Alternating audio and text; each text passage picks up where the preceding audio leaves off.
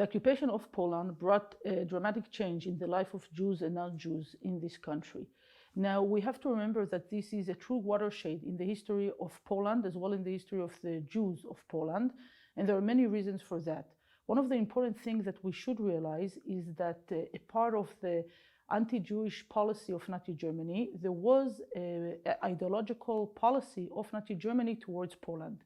And Nazi Germany didn't think Poland has any right to exist as a political power, and it saw its inhabitants as people who are from a lower race and thus don't deserve all the rights as others. Now, this means that as soon as the country was occupied, all the organizations which existed in the countries were dismantled, and many people found themselves in a truly new reality. Now, in this reality, we're talking of Poles who were taken to forced labor, and the forced labor was not only for Jews, but for Poles as well. We have hundreds of thousands of Poles who are sent to Germany for forced labor, even in the first years. And we have, of course, a specific repression of the intelligentsia of Poland and of its political leaders, as well as its religious leaders. So we can see how Nazi Germany tried to destroy the Polish society in general. And in that mean, we have to remember that those things started from the very early days of the occupation and became even intensified since 1943, when the SS had much more power within occupied Poland. Every aspect of the daily lives of Poles changed with the occupation of Poland, and we are talking of a very difficult occupation regulation for those Polish citizens. It differed between the territories which were annexed to Germany, the ones in which the general government was established, and those who were occupied first by Soviet Russia and only later by the Nazis, by Nazi Germany. But in each one of those different parts, all the rights of the Poles were taken, and they were subjected to a cruel and very brutal regime. That means that executing Poles was something that happened on a daily basis in many of the parts. It's true mainly in the large cities in which there were much more Nazi forces, but it happened in rural places as well.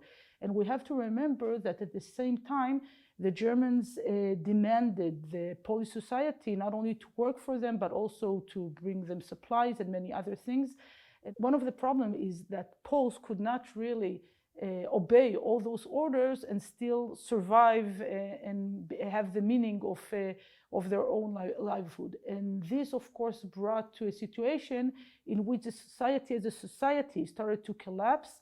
And this is true in many different parts, even before specific regulation and operations against Poles, as we could see in Zamość area in late 1942 and other places. Now, we have to remember that unlike other countries in which Nazi Germany gave some rights to the citizens and so on, this is not what happened in Poland. And Poland was under a very harsh occupation from the very beginning and draconic laws. One of the additional problems was not only those laws that took all their property and many other things that we just referred to, but also the fact that any Nazi German soldier could take anything he wanted from the Poles. Now, all of this is very important, but I must say that from the very beginning, we should remember that alongside the harassment of the Poles, and there is, of course, harassment of the Poles during the Nazi occupation, there is an unequal victimhood. This is a term made by Gutmann and Krokowski years ago, unequal victimhood of the Jews.